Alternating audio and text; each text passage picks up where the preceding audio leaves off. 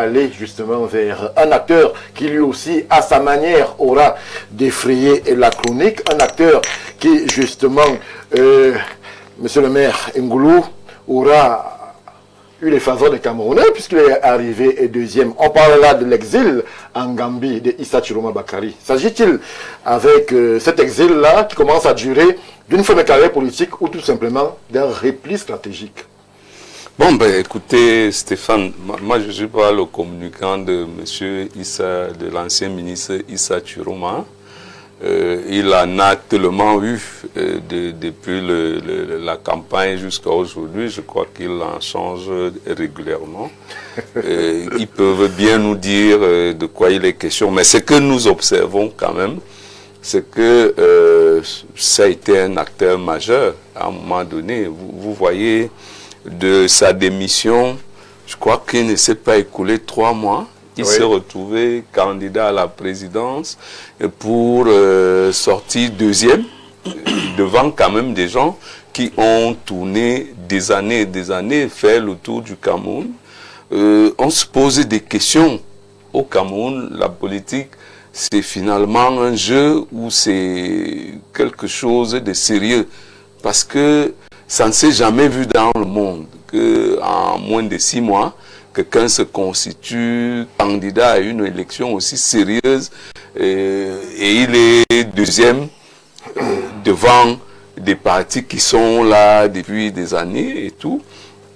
Je pense que il a eu un bon score et il aurait pu profiter de cette position de deuxième pour améliorer la politique au Cameroun, pour être utile à ses soutiens. Malheureusement, vous connaissez la suite. On s'est retrouvé avec un pays en lambeaux, on brûlait partout, on cassait partout. La faute à Chiroma? Mais ce sont ses soutiens.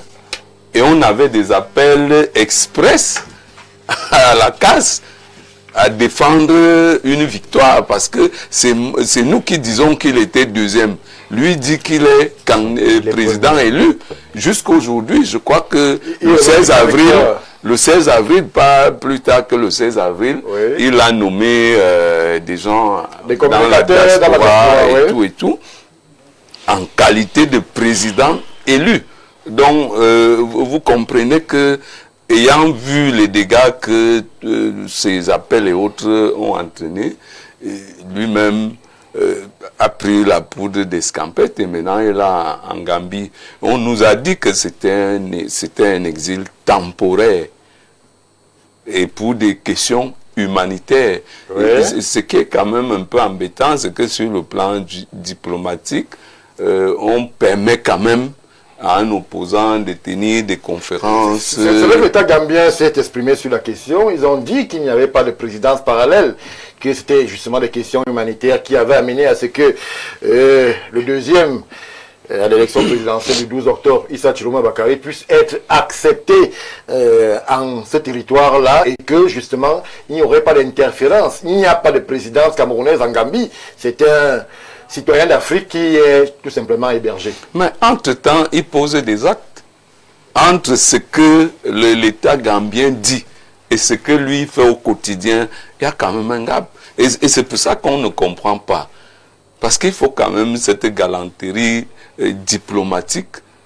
Il faut essayer de le mettre à carreau. S'il veut faire la politique, il revient au Cameroun. Le Cameroun, on est en pleine démocratie, qui viennent s'exprimer au Cameroun, qui viennent réorganiser son parti et tout. Mais aller le faire dans un pays, sur le sol d'un pays ami, et que cela, parce que ça porte quand même préjudice au Cameroun, quoi qu'on dise. Il a toujours des cellules dormantes ici, qui continue à s'agiter. Vous savez qu'il y a un terme assez fort, cellule dormante. Est-ce que le FSNC est interdit au Cameroun? C'est un parti politique qui n'a pas été interdit. Lorsqu'on dit cellule dormante, c'est comme si les acteurs, membres, sympathisants et responsables du FSNC devaient se cacher pour exister sur la place politique. Est-ce qu'ils sont interdits? Il y a le parti politique. Maintenant, il y a ceux qui se revendiquent, ils disent qu'ils sont des combattants. Voilà un militaire en face de nous. Quand je parlais de cellules dormantes, c'est parce qu'il y a le parti politique et il y a ceux qui se font appeler les combattants. Bon, si dans un parti on est là des combattants, moi je ne sais pas, voilà un président de parti politique qui nous dise s'il a des militants ou des combattants. C'est pour ça que je parle des cellules dormantes au Cameroun. Vous savez qu'il y a une dame qui continue à communiquer malgré le fait que le président ait déclaré qu'elle n'est plus communicatrice de son affaire.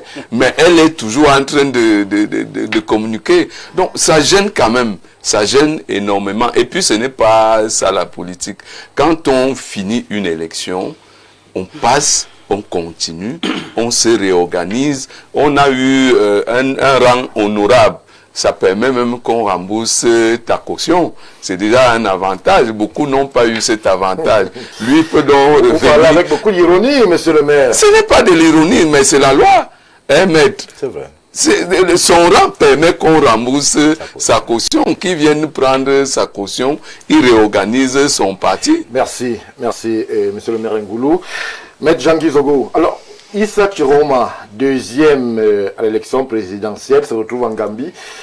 Là, sur le plan juridique, les Camerounais s'interrogent. Est-ce qu'il y a des accusations qui pèsent sur sa personne? Qu'est-ce qui peut justifier que le deuxième se retrouve hors de nos frontières à se comporter comme un fugitif, alors que, de mémoire de journaliste, est-ce qu'il y a des accusations qui ont été engagés contre la personne d'Issa Chiroma Bakary ou alors contre le FSNC, sa formation politique, et qui justifierait qu'il se retrouve en exil comme c'est le cas aujourd'hui?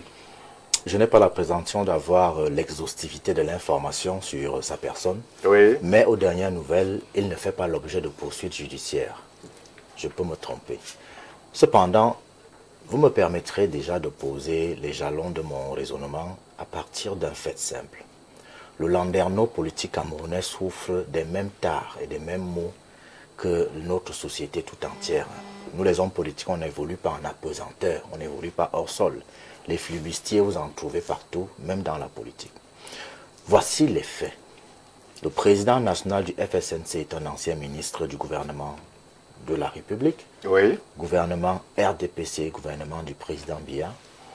Il est devenu très populaire lorsqu'il était ministre de la Communication par ses sorties épistolaires contre les opposants et toutes celles et tous ceux qui considéraient que les élections étaient susceptibles d'être truquées au Cameroun.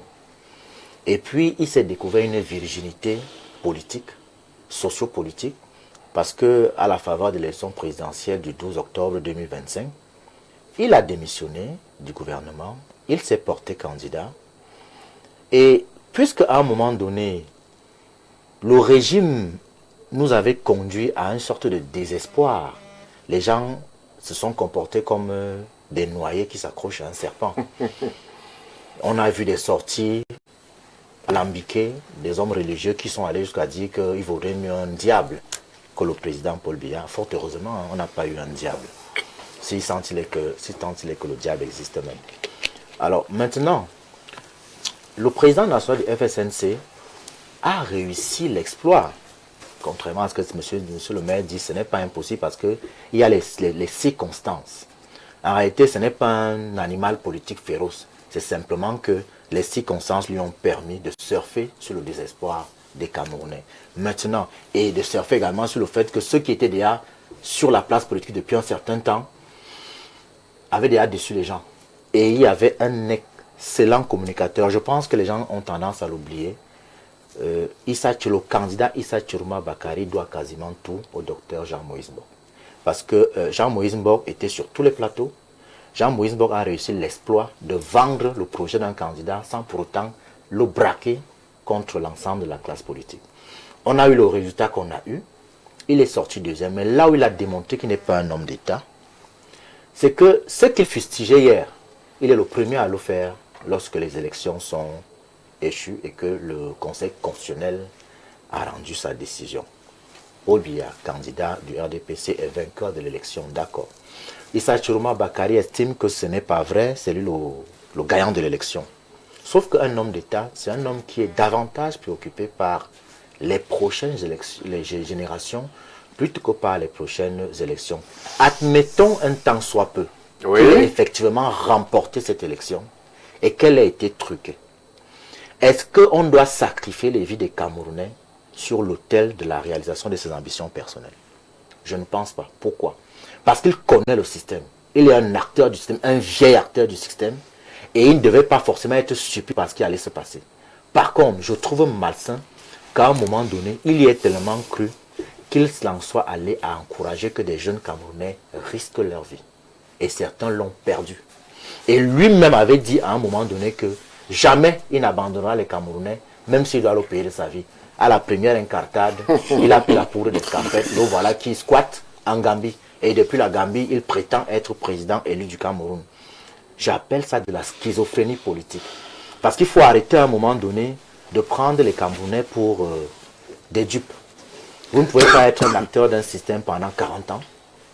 Et puis un matin, vous devenez celui qui va sortir le Cameroun de l'ornière. Peut-être la pensée que la révolution, c'est de l'intérieur. On peut être acteur d'un système pendant 40 ans et ne pas forcément partager certaines orientations de ce système. Loin de moi l'idée de disconvenir de ce que, si vous voulez changer le monde, vous devez déjà commencer par vous y faire une place. Oui. On est d'accord. Sauf qu'il s'y est fait une place depuis très longtemps. Il n'a rien changé du tout. Maintenant, quand il veut subitement se faire une nouvelle virginité politique, il oublie que les Camerounais, même s'ils vous donnent l'impression qu'ils sont toujours en train de patauger dans le divertissement, n'ont pas forcément la mémoire courte, puisque les vidéos de Issa Chiroma Bakary, ministre de la Communication, sont sorties. Moi, mon problème, c'est que, normalement, si vous connaissez bien le système et que vous arrivez deuxième à l'élection, vous capitalisez ça. Il avait une telle dynamique qu'il aurait forcément modifié la coloration de l'Assemblée nationale et des conseils municipaux. Mais il a fait comme quelqu'un avant lui, qui a également passé son temps à nous dire qu'il est président élu, qui a commencé à surfer ensuite sur le mandat impératif, qui est aujourd'hui dans un imbroglio avec un jeune frère qui est président de parti, on ne sait pas trop, une histoire de Nyango de 100 millions. Voilà un homme qui est supposé être d'envergure sur le plan intellectuel et qui se rapetisse sur le plan politique. Parce que Issa Chiroma Bakary, deuxième à l'élection présidentielle, avait la capacité d'aller à l'élection, aux élections législatives municipales et de modifier la coloration politique de l'Assemblée et des conseils municipaux. Et il aurait dû tirer les leçons justement de notre compatriote qui est également un aîné en politique. Donc moi, ce qui me gêne, c'est que parfois les carrières politiques comme la sienne prennent fin.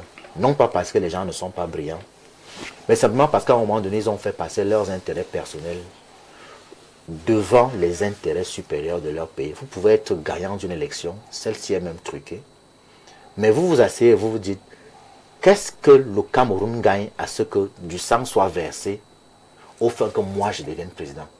Est-ce que ce que j'ai obtenu ne peut pas être une opportunité à saisir pour rebondir et aller maintenant plutôt m'imposer dans un autre pouvoir, en l'espèce le pouvoir législatif, et de peser sur la décentralisation à travers les conseils municipaux?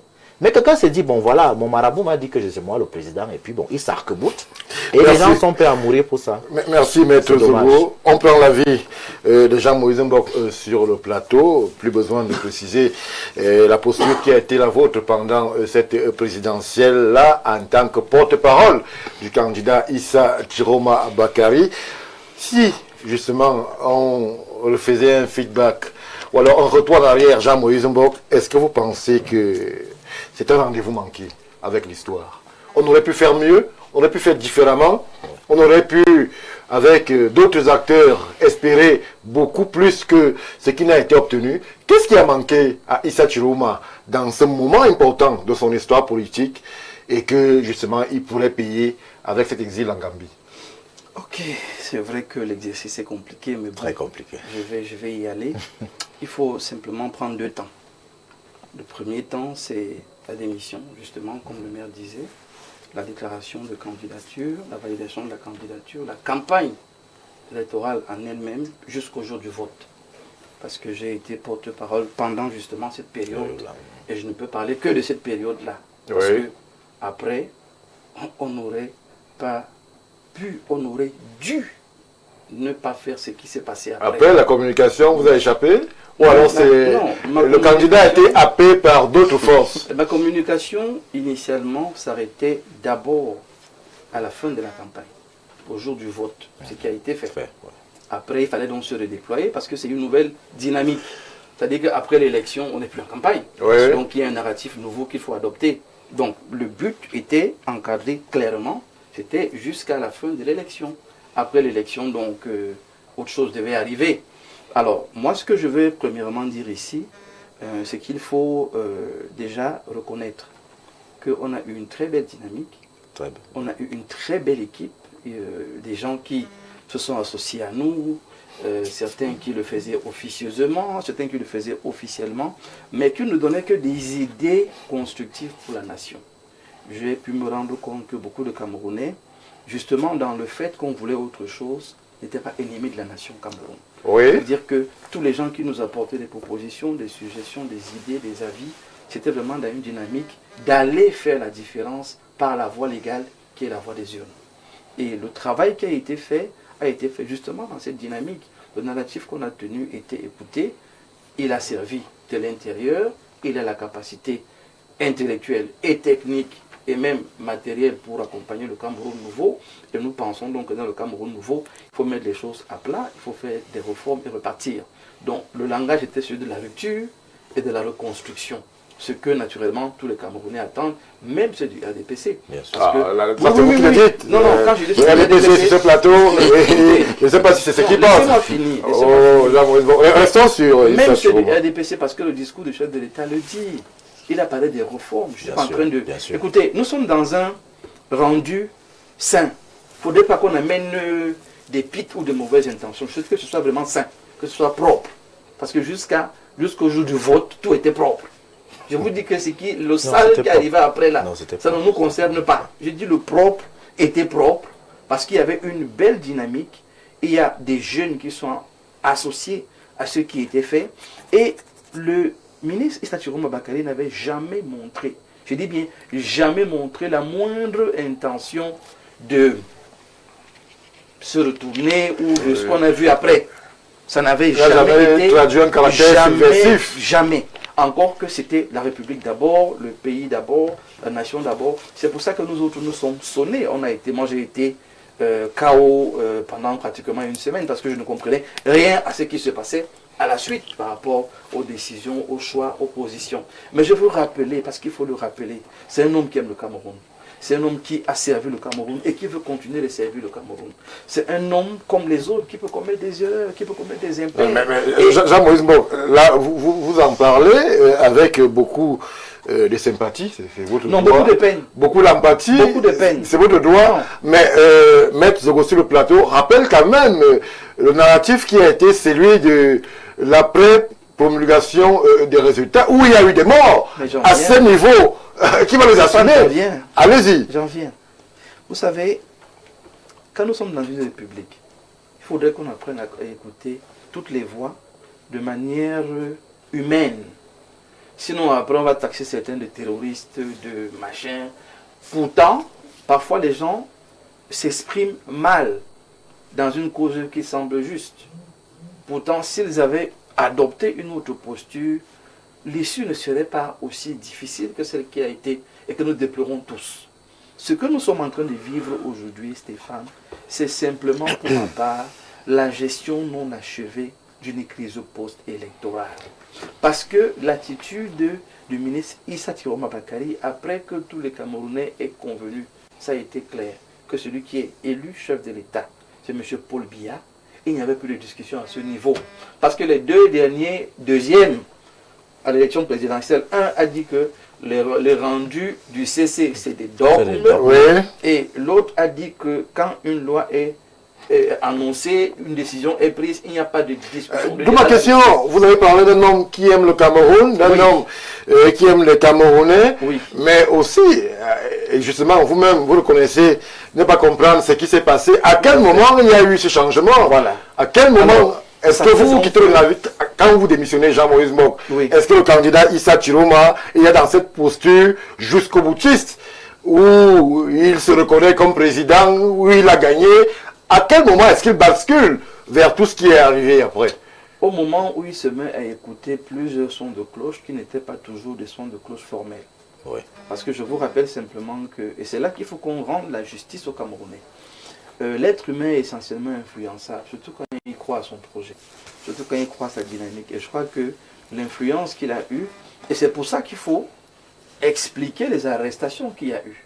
Parce que l'absence de communication crée le flou. On a l'impression qu'il y a des gens qui ont été arrêtés pour rien. Pourtant, ils ont été arrêtés parce qu'ils ont participé à la mauvaise communication qui consistait à dire que tu as gagné et on a des preuves.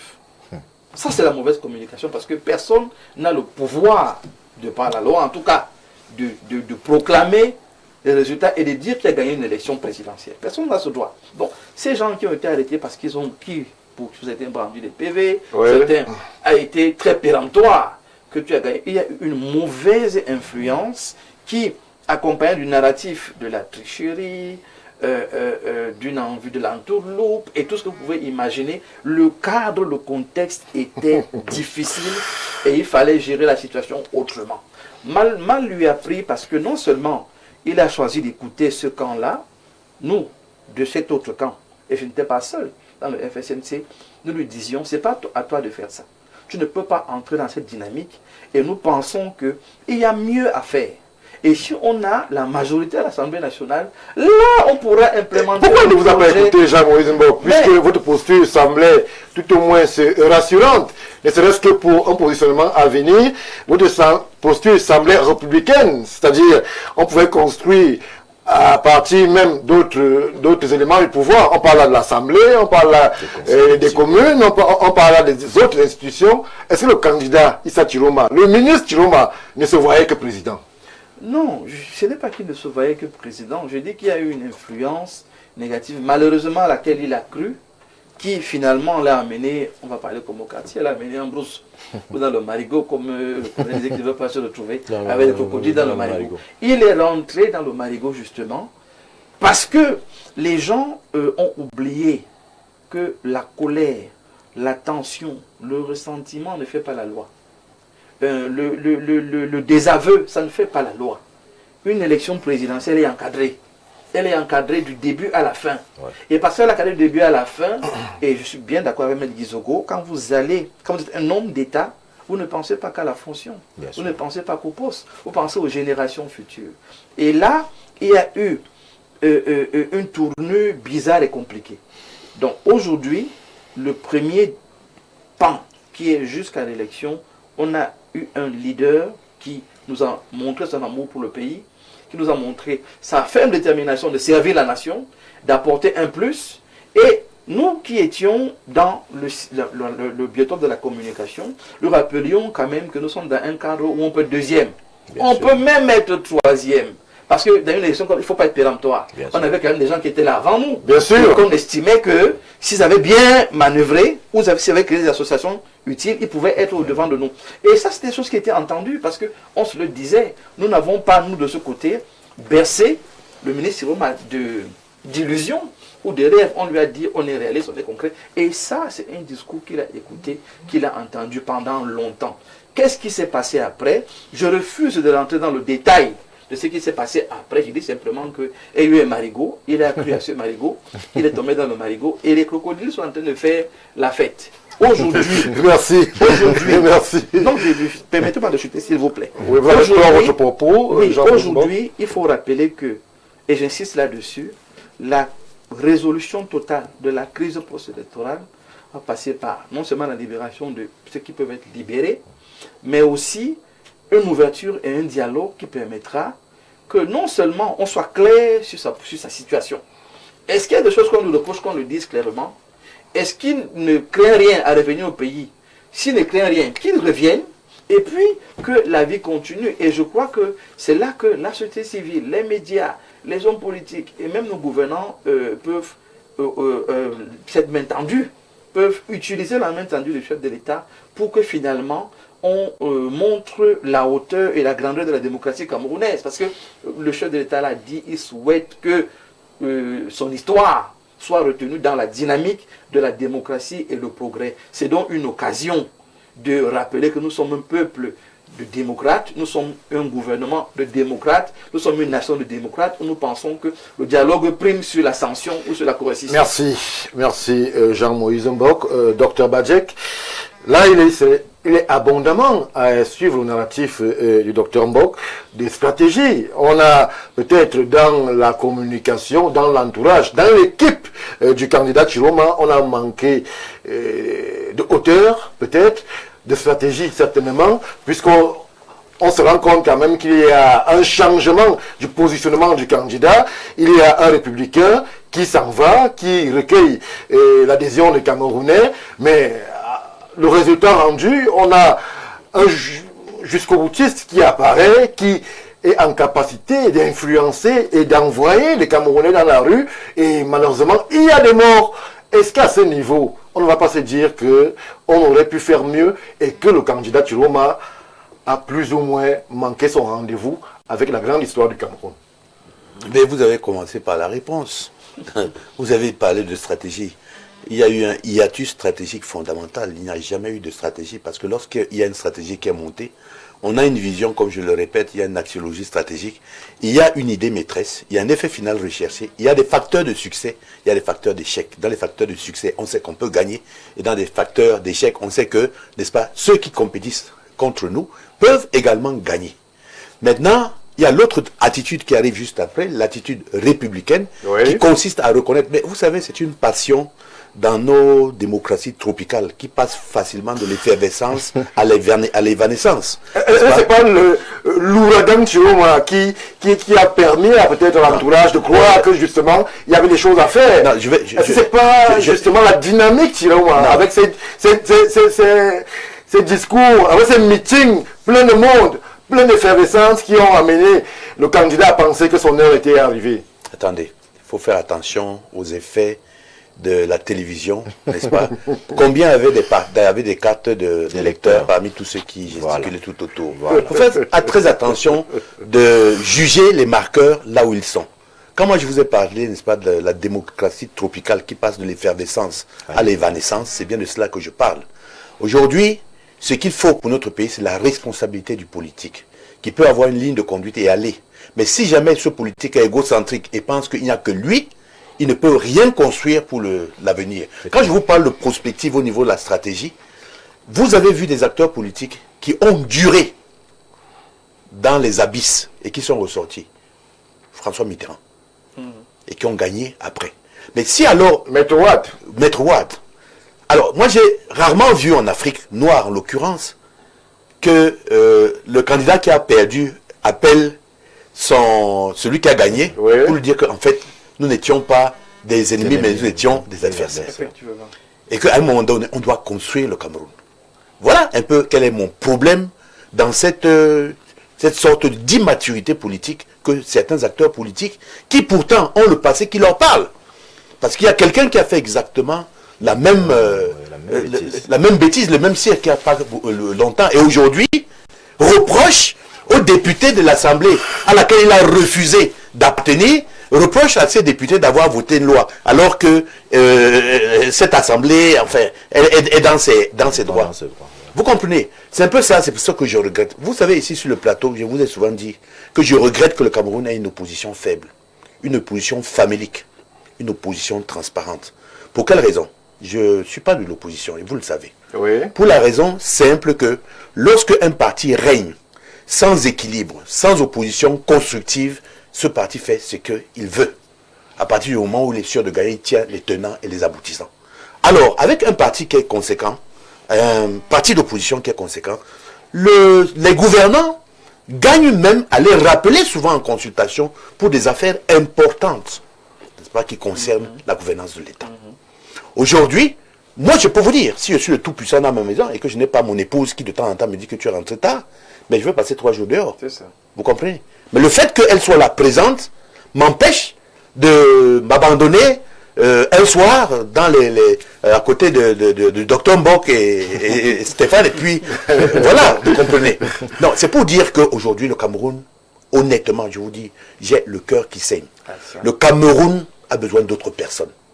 Et il faudrait donc que cette clique de personnes qui nous ont retardés puisse prendre donc la porte de la sortie politique et laisse une nouvelle génération s'installer, plus conséquente, plus intelligente et plus stratégiste. Alors, vous évoquez une classe politique à refaire, mais le candidat, ou alors le président du FSNC, je ne sais pas comment il faut appeler cette attitude. Lui se considère président. Il est en Gambie, il signe des décrets, il nomme des communicants, je ne sais pas, c'est de la gesticulation, c'est du fantasme. Comment est-ce qu'on appelle cette maladie où on a une assise qui dans la réalité ne l'est pas? Est-ce que, justement, aussi, Dr Badjek, lorsque l'on parle de construction, ou alors d'oublier le passé, de construire un Cameroun nouveau, il ne faudrait pas penser à justement ramener ces acteurs sur la table, essayer de penser les plaies et de voir si on peut s'asseoir et construire une classe politique avec des acteurs un peu plus cohérents et consistants.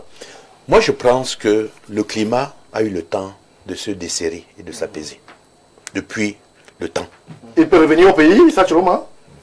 Moi, je vous ai tous suivis aujourd'hui et je fais de vos impressions les miennes. C'est pour ça que je ne reviens pas dessus. Je ne sais pas s'il a une condamnation ou bien un soupçon qui pèse sur lui. Pourquoi il reste hors du pays? Non. Pourquoi il ne revient pas? Non, attendez. Vous savez, quand on a un candidat qui a eu plus de 30% aux élections, c'est-à-dire près du tiers, on représente quelque chose, on représente un poids politique. Et on ne reste pas dehors. Voilà. On ne reste pas dehors si les gens qui ont lutté pour votre cause sont enfermés. Il doit venir ici, appeler même l'attention de celui qui gouverne et dire que bon voilà, maintenant c'est dit, vous voulez qu'on dirige le Cameroun, je suis en train de plaider pour que cela sorte. Il devrait reconstituer sinon, et qu'est-ce qu'il fait maintenant de son parti? Il a bougé tout le monde, il a tout détruit et tout cela. Qu'est-ce que le MRC est aujourd'hui? Ce sont les conséquences qui sont triviales. Vous voyez? Et qu'est-ce qui se passe aujourd'hui? Nous avons une opposition qui est complètement transparente et qui ne fait pas l'objet, n'est-ce pas, des attentes du peuple camerounais. Pourquoi? Parce que ne vous attendez pas à ce qu'un membre du RDPC, un politique du RDPC aille à l'encontre des décisions de son président. Il y a une discipline de parti qui existe. Oui. Alors pour qu'on puisse au moins se contrer avec des idées nouvelles, toujours avec l'appropriation du fait que ceux qui ont le pouvoir, c'est ceux qui dirigent. Parce que j'ai l'impression que les gens pensent qu'ils peuvent diriger à partir de la rue. C'est très clair. Ouais, voilà. Alors il faudrait que les gens comprennent ça. Mais je peux vous dire que si jamais des idées sont construites et exposées sagement, avec toute leur pertinence, elles peuvent être considérées par le pouvoir en place. C'est ça. Merci, Dr Badjek. Alors, monsieur le maire Ngoulou, je vous questionne sur des aspects purement liés à l'image même du Cameroun, de la démocratie au Cameroun. Est-ce qu'il fait bon, lorsqu'on s'appelle Cameroun, et lorsqu'on est en train de construire une démocratie, lorsqu'on est en train de construire une république des chances pour tous, une république d'égalité, que le deuxième à l'élection présidentielle soit hors de nos frontières? Est-ce qu'il fait bon? Est-ce que, si par hasard le président Chiroma a décidé de rentrer au pays, est-ce qu'il y aurait péril sur sa sécurité, par exemple?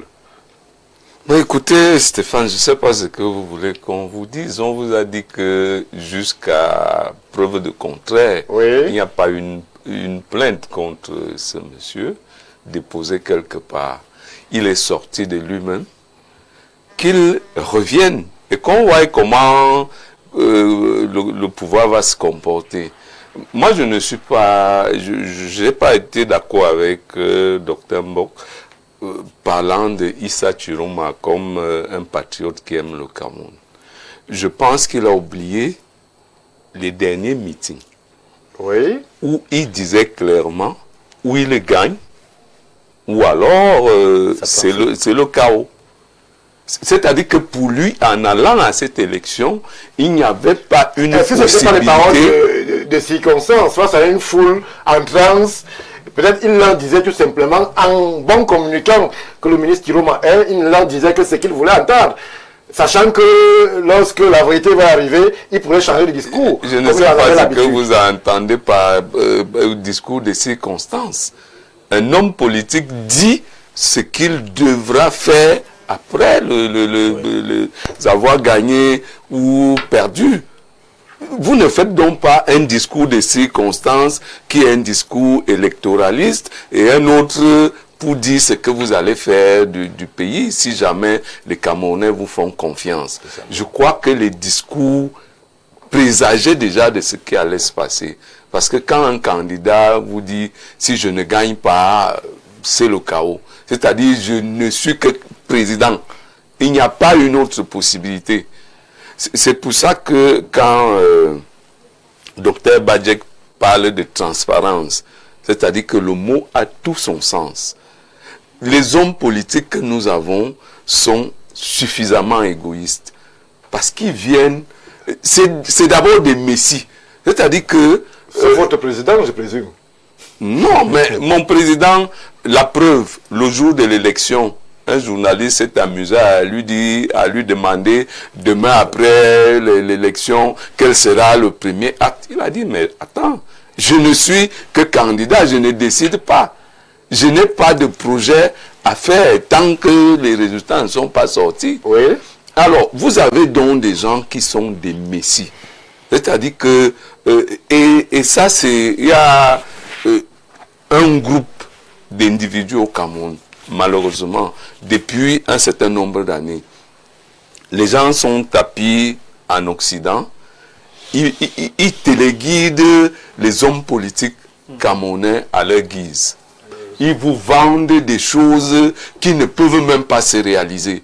Et c'est ça qui a pris, parce qu'à un moment donné, si vous regardez de manière chronologique le candidat Chiroma, je ne parle pas du ministre, je parle du candidat. Oui. Les premiers meetings, il était hésitant, c'était quelqu'un, il était naturel, c'était un homme normal. Les derniers meetings, vraiment, il parlait déjà avec un ton présidentiel. C'était pas normal de parler avec un ton présidentiel? Non, on est d'abord candidat. Moi, je dis, au Cameroun, notre problème, c'est nous-mêmes aussi.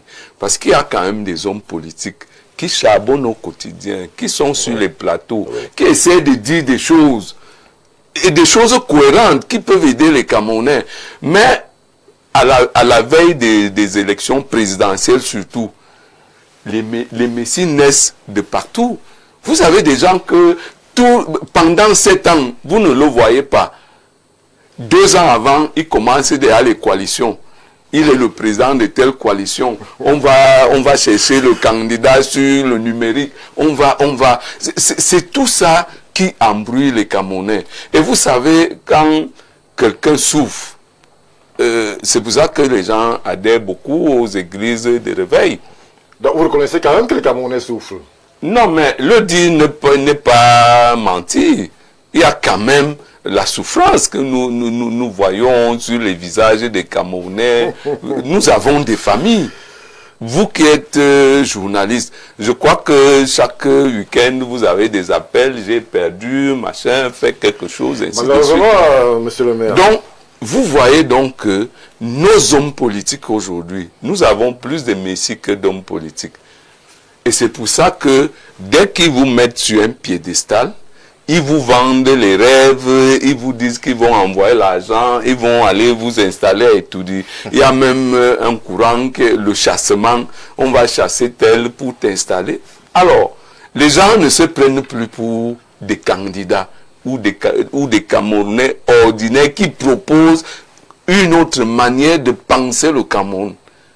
Parce que Maître Guy Zogo qui est ici aujourd'hui, vous allez voir peut-être à la veille des législatives et municipales, on ne peut plus parler de lui.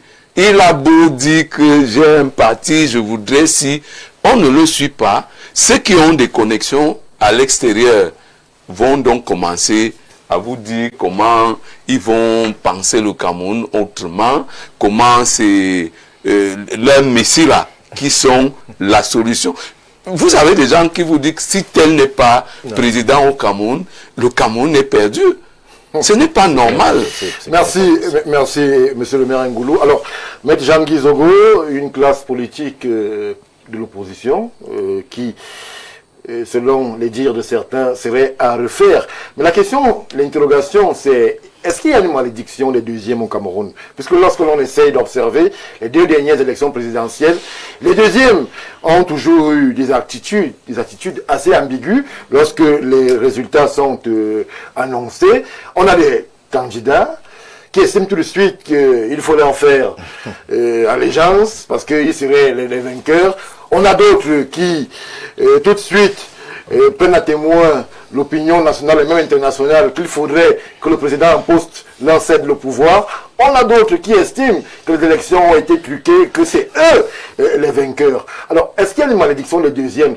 Si oui, alors sinon, qu'est-ce qu'on fait pour construire d'autres rendez-vous électoraux plus apaisés, avec moins de messies? Parce que M. le maire Ngoulou parle d'une opposition, d'une scène politique qui serait entièrement composée des personnes qui pensent que le Cameroun politique n'existerait pas sans leur présence.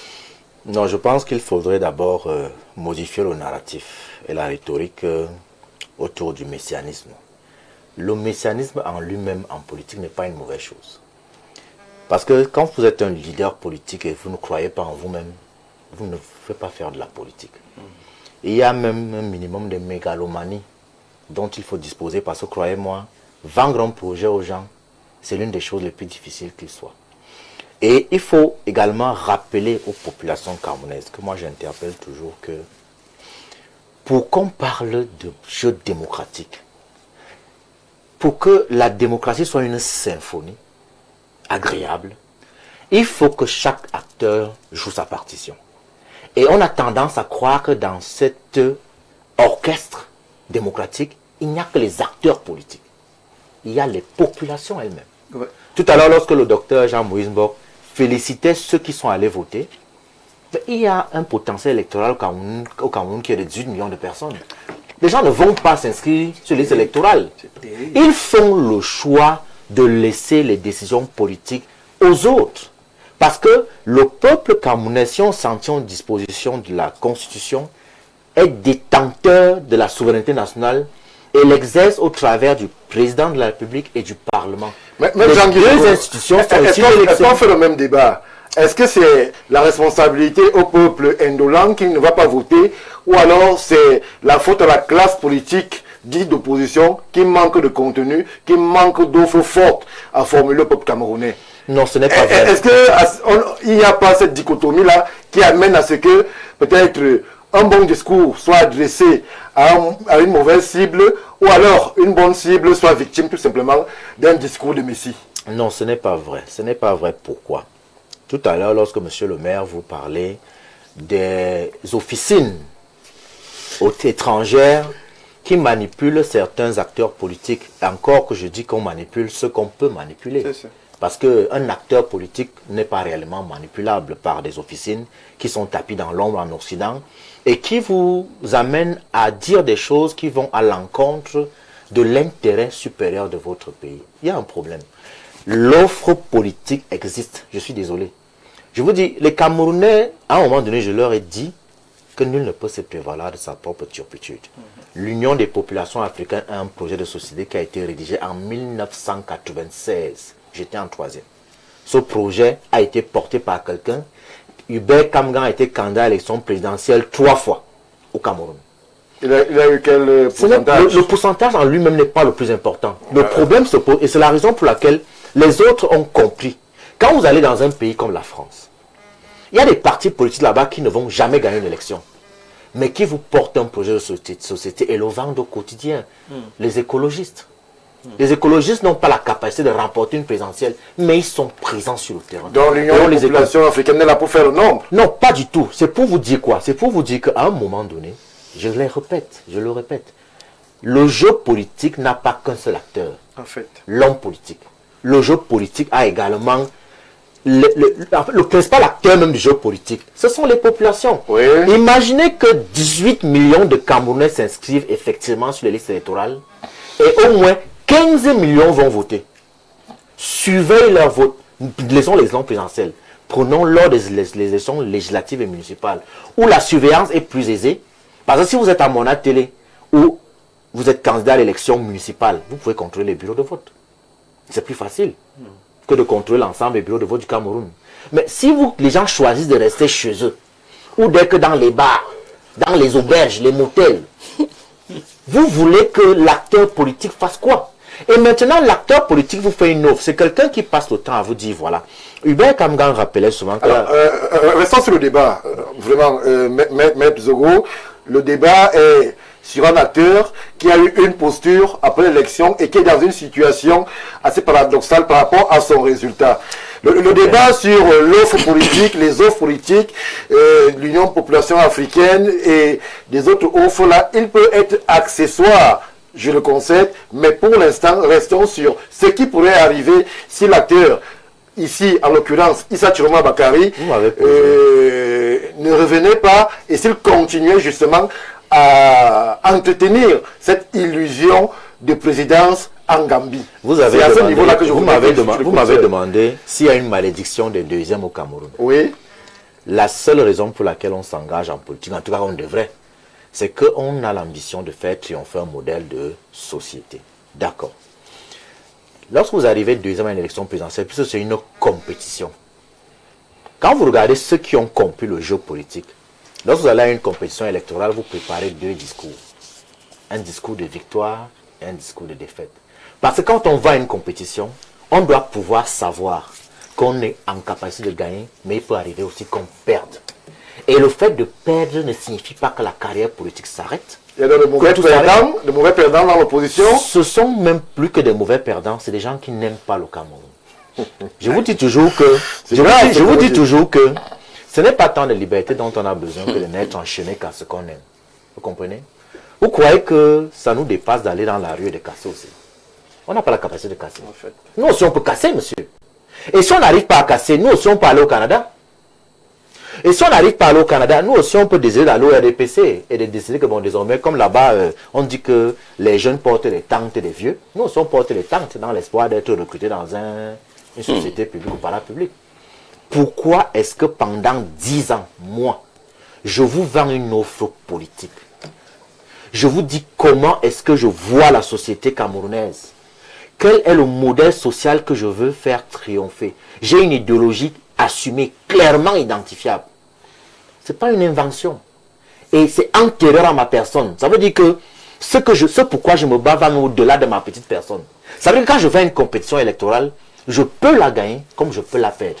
Mais comme je rappelle souvent, puisque c'est une question de rapport de force, même quand vous perdez une élection, vous devez être capable de mettre en place, de développer une ingénierie de détection des opportunités dans les difficultés que le système vous oppose. Parce que, in fine, vous ne pouvez pas être deuxième à une élection présidentielle et l'élection législative et municipale qui suit. Vous ne posez pas sur la coloration du Parlement et des conseils municipaux. C'est un manque de stratégie, tout simplement. Merci, Maître Zogo. Jean-Moïse Mbok, manque de stratégie.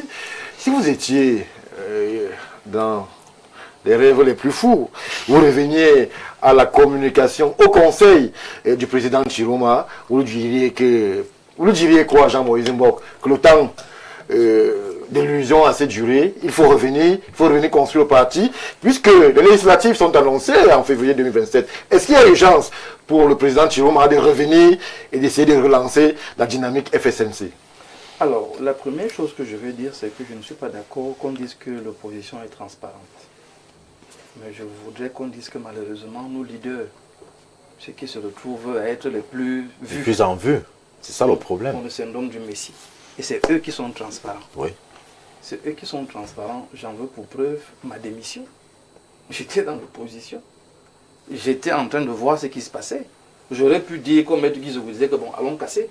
J'aurais pu entrer dans sa valise et partir avec lui en Gambie. Oui. Continuer à crier que cassons, cassons, cassons. C'est moi qui communiquais. C'est moi qui parlais aux gens. C'est moi qui parlais à la base. Pourquoi j'ai dit non? Parce que justement, quand on vient dans l'opposition ou en politique dans la globalité, on vient faire triompher un modèle de société. Et j'ai cru en ce modèle de société. C'est ce que j'ai vendu au Camerounais. Donc, il faudrait... Les Camerounais vous ont écouté, Jean-Moïse Mbok? J'ai l'impression. Il faudrait... Ils ont écouté, mais pas suffisamment. Et je les 35% des Camerounais vous ont écouté. Je les remercie. C'est pour ça que je les salue au départ. Oui. Parce que, et le colonel a bien dit, c'est une masse quand même importante. Bien sûr. Qu'il faut considérer, qu'il faut respecter. Et pour ça, je veux saluer une attitude, celle du président Biya.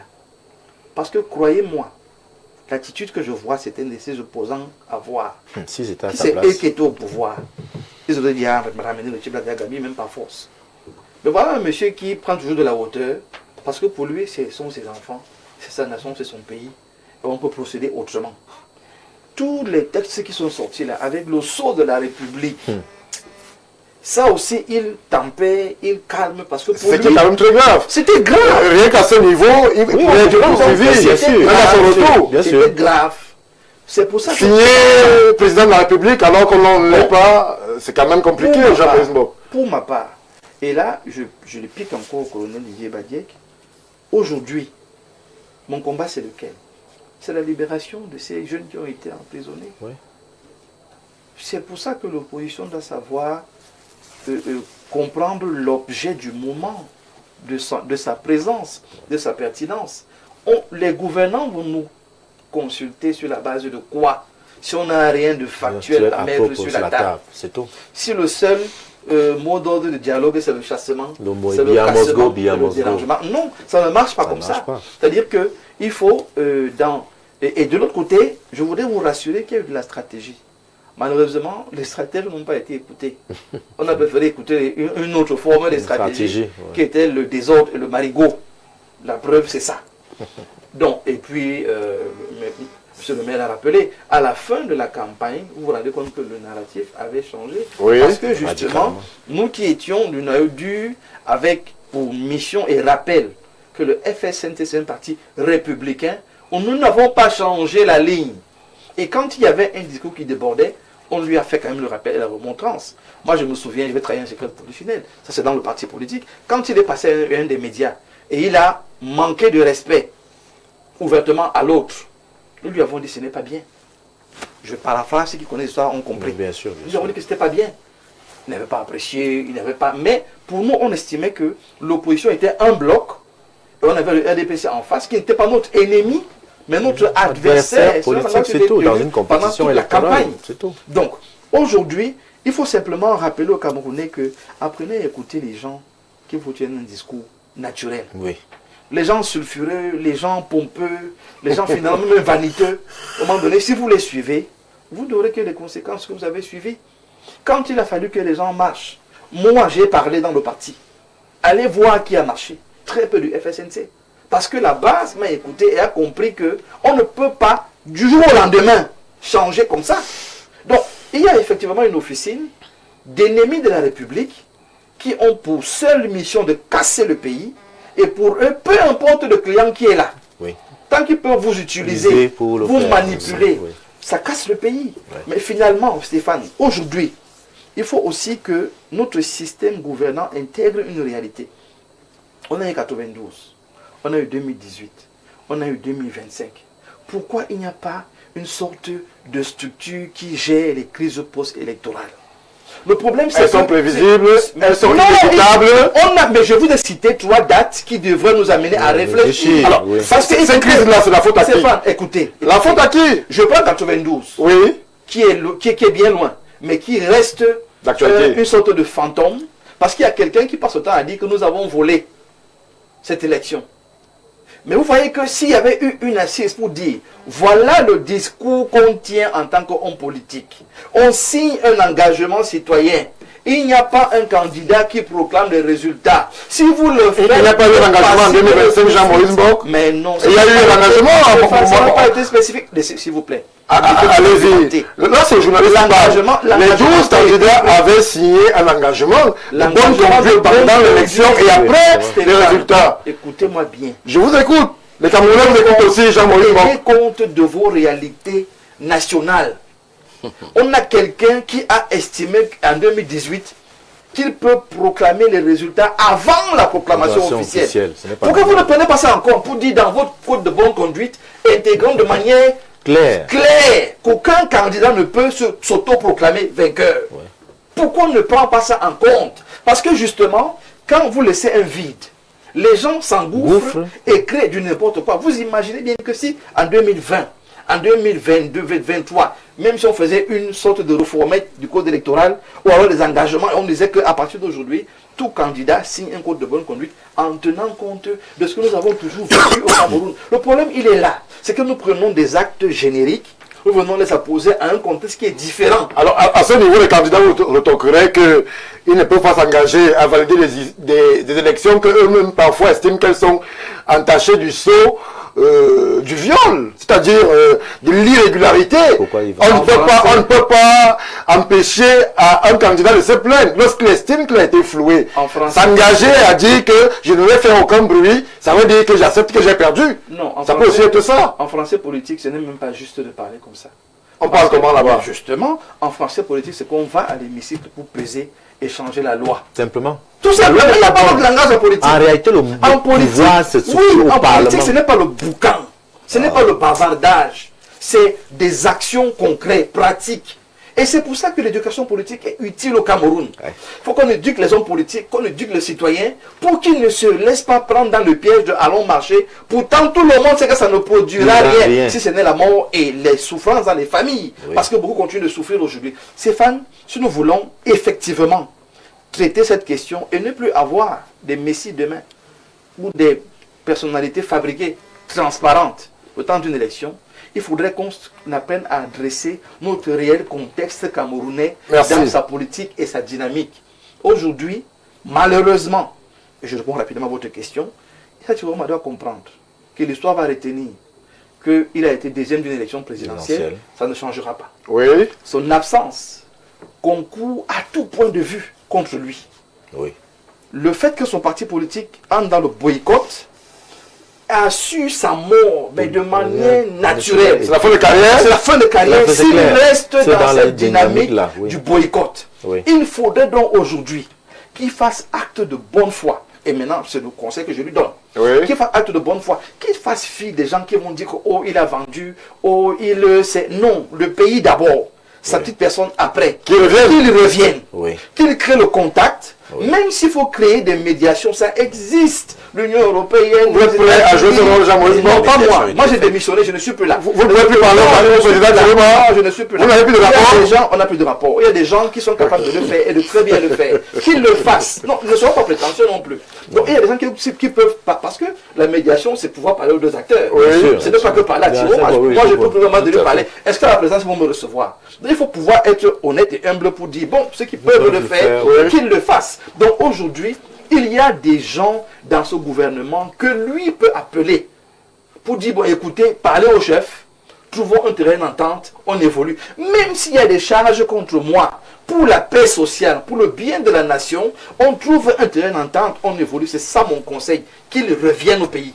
Merci. Docteur Badjek, dans la posture d'Issa Chiroma, on va jusqu'au bout, on s'arc-boute, je suis président, ma victoire a été volée, ou alors on essaye de trouver le juste milieu et on pense Cameroun. Penser Cameroun, c'est peut-être de revenir, essayer de reconstruire, de reprendre langue avec son État, peut-être de ne pas dépeindre aussi le pays en noir, parce que il y a des discours qui sont tenus ici et là, qui amènent à croire que, justement, il y aurait comme une malédiction pour tous ceux qui ont été deuxième à l'élection présidentielle. Et nous allons partir toujours de l'histoire. Vous savez ce qui arrive aujourd'hui à un certain président de parti avec une de ses bases, avec sa base. Comment est-ce que celle-ci, comment ils sont désolés? C'est un peu la fin.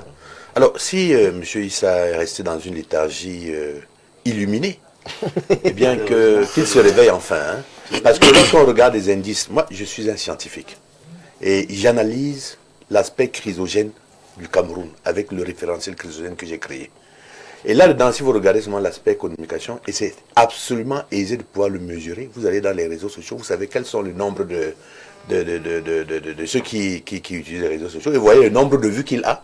Vous allez vous rendre compte qu'il y a 4 mois, il avait un certain volume, et que maintenant, il n'a même plus 2 personnes qui regardent ce qu'il fait. Lui-même, il devait savoir qu'il n'a plus de force, n'a plus d'intérêt. Donc, lorsqu'on est intelligent et qu'on voit qu'on ne pèse plus, on essaye de faire autre chose. Vous êtes certain que Issa Chiroma ne pèse plus? Mais si vous voulez, on évalue la puissance d'un homme politique à partir des likes dans les réseaux sociaux, Écoutez, ou les réactions des followers. Écoutez, nous regardons tous les réseaux sociaux. Oui, nous savons qu'il n'y a c'est pas de fumée. critère. C'est un révélateur. C'est un des marqueurs. Peut-être des révélateurs, un des marqueurs. ou alors le révélateur. Non, un des marqueurs. Écoutez, monsieur... C'est docteur Badjek qui a la parole. Oui. Ne l'aidez pas. C'est le stratège qui nous attend. Oui, ce que je voudrais vous dire, n'est-ce pas?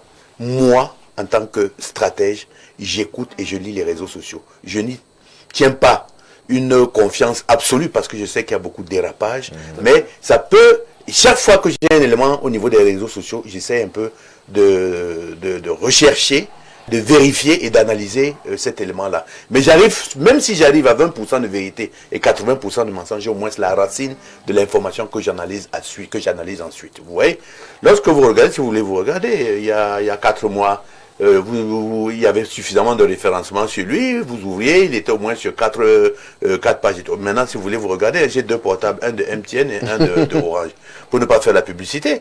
Mais vous allez regarder, vous allez voir qu'il est pratiquement absent. Oui. Et puis, ne regardez pas seulement ça, regardez les commentaires qui sont faits lorsqu'on parle de lui. Ouais. Et il est matraqué. Donc aujourd'hui... Ces commentaires peuvent être orientés aussi, on connaît comment ça marche. Mais pourquoi ceux qui sont alors pour lui n'orientent pas aussi les mêmes commentaires? Il le faisait il y a 4 mois. C'est ça qui est le problème. L'audimat, vous savez, hein, l'audimat est une chose qui est extrêmement importante. Vous avez fait un peu de communication en tant que journaliste. Vous savez que c'est un élément déterminant. Tant il est vrai que, n'est-ce pas, la démocratie, pour qu'elle soit active, elle est l'action de pouvoir toucher le plus grand nombre de cibles. C'est vrai. D'accord? Moi, si je fais une communication aujourd'hui et que je n'ai pas beaucoup de cibles, ça veut dire que je ne communique pas. Voilà. Moi, lorsque je fais un message au niveau de YouTube ou bien je sais pas quoi, un support des réseaux sociaux et que je vois que je n'ai pas de retour, mais c'est un coup d'épée dans l'eau. Non. Ouais. Il faudrait qu'on comprenne quand on a perdu. Hein. Et l'élégance aussi d'un homme, la maturité d'un homme politique, c'est de savoir que nous avons perdu. Et qu'est-ce que nous faisons maintenant? Justement, parce qu'il n'y a pas de prospective, n'est-ce pas, autour de lui, ils ne savent pas ce qu'il faut faire maintenant. Alors, où sont passés les fameux experts et stratèges qui l'entouraient au moment où, par exemple, le docteur Mbok quitte le navire? Il y avait une effervescence autour du candidat Chiroma, il y avait un nombre impressionnant de community managers autour de son action. Où sont-ils passés? Il semble bien seul aujourd'hui, le président Chiroma. Je ne voudrais pas parler de ça ici, parce que mon rôle n'est pas d'exciter les téléspectateurs. Mais moi, j'ai eu l'impression qu'il y a une décadence dans la qualité de ceux qui l'entouraient et que ça a même été, à un moment, quelque peu sectarisé. Voilà. Vous voyez un peu ce que je veux dire. Si le colonel me permet vraiment 30 secondes. Et je reviens parce que je tiens à ce que je finisse mon temps de parole. Tous ces gens-là, surtout les fameux influenceurs, ils étaient payés par les officines étrangères. Vous dites que tout cela a été payé pour faire ce travail. Les influenceurs qui communiquaient sur le candidat Chiroma étaient payés. C'était payé. Pour la preuve, Jean-Maurice Mbok. Ils étaient payés. Est-ce qu'il y a la preuve? Il était de l'intérieur. Je pose une question, mais il faut aussi qu'il y ait la preuve. Je peux vous l'apporter. Oui. Ils étaient payés pour faire ce travail. Ils l'ont bien fait. La preuve, c'est que moi, quand je démissionne, je l'envoie au candidat directement. Et c'est lui qui l'envoie aux réseaux sociaux. Et c'est eux qui publient, en me rappelant que c'est lui qui a demandé qu'il publie. Donc vous voyez jusqu'où la confusion est allée. Moi, je ne me suis jamais mis sur les réseaux sociaux pour monter ma démission. C'est lui qui devra envoyer ça. Parce que justement, il y avait un financement qui était autour. Il y avait un projet. Qui payait les influenceurs pour Chiroma? Il y a des gens qui l'ont vraiment laissé. Il y a des gens qui peuvent mieux vous répondre que moi parce qu'ils ont des traces. Mais je vous garantis que je les ai vus. Donc il y a des gens qui étaient payés pour ça, Stéphane.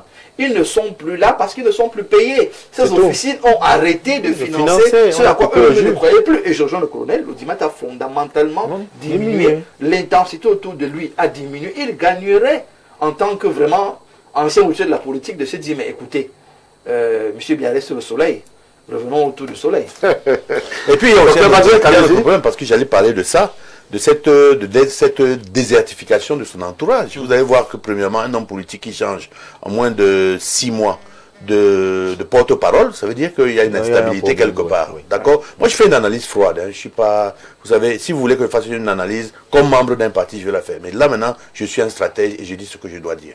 Donc, là, c'est cette chose-là qui arrive. Et je trouve que ce ne sera pas un gâchis. Parce qu'il faudrait voir dans quelles circonstances le résultat qu'il a eu. C'est pas un gâchis parce que c'est un résultat temporel. C'est-à-dire que c'était on va dire quoi, un rejet total de ce qui avait les gens étaient en quête d'une... Et ils ont voté qu'ils ont pu voter. Si peut-être il revient au niveau des législatives, il va voir que ce sera plus le même résultat. Il a cassé la dynamique. Comme voilà. Merci, Dr Badjek. C'est vrai que nous avons un flot de réactions qui parfois aussi vire à l'insulte. On va essayer de prendre ce qui paraît acceptable en télévision, puisque nous, Info TV, on fait de la vraie télévision qui construit, qui éduque et qui divertit. Prenons celle-ci. Docteur Badjek, bonsoir. Quelle opposition forte voulez-vous quand on connaît l'acharnement que le pouvoir a vis-à-vis d'un parti historique comme l'UPC? Nous sommes en pleine dictature douce. Monsieur Ngoulou, les Camerounais ne suivent pas le RDPC à cause de son programme de société, mais à cause des pagnes et autres gadgets. On a même assisté à la dernière campagne présidentielle du RDPC à la distribution des serviettes hygiéniques du jamais vu. C'est monsieur Abo qui communique. Je tiens à préciser que pour ceux qui sont attentifs aux plateformes d'Info TV, justement l'UPC, le parti auquel vous faites allusion, était convié sur ce plateau. Donc, il n'y a pas de discrimination. Toutes les sensibilités sont représentées lorsque nous, Info TV, essayons de passer le message qui est celui que nous voulons faire passer. Prenons celle-ci, cette contribution. Bonsoir le panel. Depuis la démocrature au Cameroun, pourquoi le deuxième à la présidentielle a toujours des problèmes? On ne sait pas. On essaie d'y répondre. Sandra on ne sait pas. On ne sait pas. Dans les problèmes Bonsoir, très cher Stéphane Barga, ainsi qu'à ton panel. Parlant de votre thématique, Monsieur Satiroma a eu la chance de croiser une sommité en communication et stratégie politique, le docteur Mbok, qui est là sur votre plateau. Mais la duplicité et la roublardise l'ont rattrapé parce qu'il s'est mêlé au tireur de pénalty. Et comme il est dit que les mauvaises compagnies corrompent les bonnes mœurs, il s'est grillé. Sa carrière est à sa fin. C'est l'apôtre Maurice Kokomo qui a réagi à ce qui est dit sur ce plateau. Bonsoir Stéphane Barga, votre débat est faussé à partir du moment où vous ne parlez pas du vrai problème au Cameroun. On ne vend pas un offre politique dans un pays où l'opposition conteste la crédibilité des élections. Tant que le code électoral et le système électoral ne font pas consensus, il faut arrêter de tirer sur l'opposition. Même l'opposition française ne peut pas s'en sortir dans un environnement politique camerounais. Le vrai problème du Cameroun, c'est la fraude, la corruption et l'injustice. Et aucune opposition ne peut exister dans ce genre d'environnement. Il faut féliciter l'opposition camerounaise. On a tous vu ce qui s'est passé avec le site du MINAT. On a tous vu ce qui s'est passé avec Cabral Libi et Robert Kona. Comment pouvez-vous tirer sur l'opposition dans un pays où les acteurs du processus électoral ne jouent pas bien leur rôle? Dans un pays où le ministre de l'administration territoriale parle au nom de l'ECAM. Arrêtez de blâmer la flèche alors que le tireur est devant vous. Personne sur ce plateau, moi je ne sais pas si on a blâmé l'opposition. Même si on a dit des choses, on a répondu. Non? Bonsoir, je ne suis pas d'accord avec le narratif de monsieur le maire Ngoulou du RDPC. La même situation s'est produite au Gabon. Aujourd'hui, les Gabonais ne regrettent pas, ne regrettent pas. Nos dirigeants doivent laisser la possibilité aux autres. Merci à vous, Jean-Pierre, depuis Soie. Bonsoir Stéphane. C'est le 240. Je pose la question à M. Mbok, qui est la vedette du plateau. Il n'y a pas de vedette ici. Par ailleurs, j'apprécie bien le thème. Est-ce que M. Mbok s'est entretenu avec M. Chiroma avant le scrutin? Quelles pourront être ses actions au cas où il perdrait? C'est à partir des positions du ministre qu'il pouvait prévoir ce qui allait se passer après. S'il ne l'a pas fait, il a manqué un peu de présence d'esprit, car il aurait pesé sur la pré-scrutin, voire même influencé les décisions du ministre Chiroma. Est-ce qu'il y avait eu cette discussion sur le positionnement au cas où, justement, les résultats n'étaient pas favorables? Ça veut dire qu'il n'a pas écouté. Il n'a pas écouté. Pendant les travaux préparatoires, on en a parlé. Oui. On peut être premier, on peut être deuxième, on peut être même troisième. On en a parlé. Quand on va à une élection, on s'apprête à tous les Jusqu'à la scénarios. veille de l'élection, j'ai échangé avec lui et je lui ai donné la même position. Malheureusement, il y avait d'autres conseillers qui avaient plus d'influence que nous autres qui n'avons pas les moyens que ces fameux conseillers avaient. Donc, quand vous donnez une idée à votre patron politique, sans apporter de fromage sur la table, et un autre vient donner un conseil avec beaucoup de fromage, du beurre, du lait, j'ai l'impression que ce n'est pas écouté de la même manière. Donc j'ai fait tout ce que j'avais à faire jusqu'à la dernière minute. Bon, il est dans l'idéal, mais un porte-parole ne commande pas son patron. C'est clair. Il suggère, il propose. C'est au patron de décider. Merci Jean-Moïse Mbok. Bonsoir à vous sur le plateau. Il faut mettre la candidature de Chiroma dans son texte. Il s'agit d'un ancien ministre qui a démissionné à une période électorale.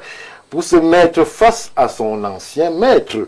Pour le RDPC, il s'agit de trahison et tout le monde sait avec quelle brutalité le RDPC traite ses anciens amis.